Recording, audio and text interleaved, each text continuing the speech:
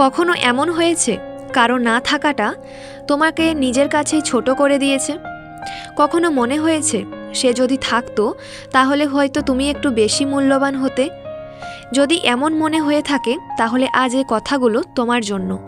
ছোট করে একটা সত্য কথা বলি, কারো চলে যাওয়া তোমার দামের সার্টিফিকেট নয়। কেউ থাকলেই তুমি মূল্যবান আর কেউ চলে গেলেই তুমি মূল্যহীন, জীবন এমন হিসেব করে না।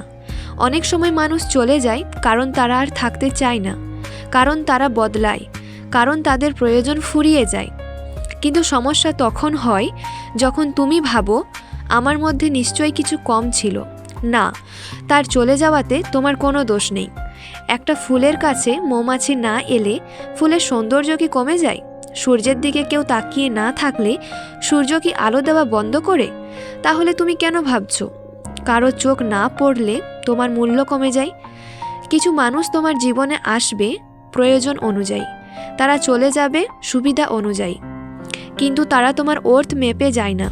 তারা শুধু নিজেদের সীমা পর্যন্ত থাকে। সবচেয়ে বিপজ্জনক জায়গা হলো যখন তুমি কারো অ্যাবসেন্স নিয়ে নিজেকে বিচার করা শুরু করো। আমি যথেষ্ট ভালো ছিলাম না, আমি হয়তো বেশি চাইছিলাম। এই কথাগুলো সত্য না, এগুলো তোমার ইনসিকিউরিটি। মনে রেখো, যে মানুষটা তোমার জীবনে থেকেও তোমাকে বুঝতে চায়নি, সে না থাকলেও তোমার কোনো ক্ষতি হয়নি। হ্যাঁ, কষ্ট হয়েছে, কিন্তু তোমার মূল্য কমেনি।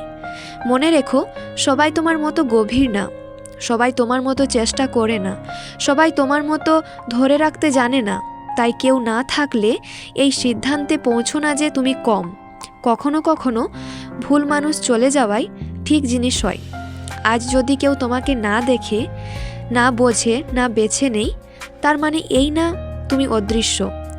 তার মানে শুধু এই, সে দেখার যোগ্য ছিল না। একদিন এমন মানুষ তোমার লাইফে আসবে যে তোমার প্রেজেন্সে শান্তি পাবে, অ্যাবসেন্সে নয়।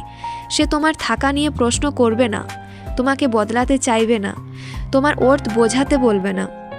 আর যদি সে মানুষটা এখনও না এসে থাকে তবুও ঠিক আছে, কারণ তোমার মূল্য কারো যাওয়া আসায় অপেক্ষায় নেই। আজ একটা কথা নিজেকে বলো, আমি যথেষ্ট, আমি অমূল্য।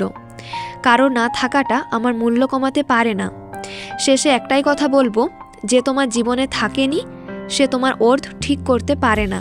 তুমি কে সেটা তুমি নিজেই ঠিক করবে।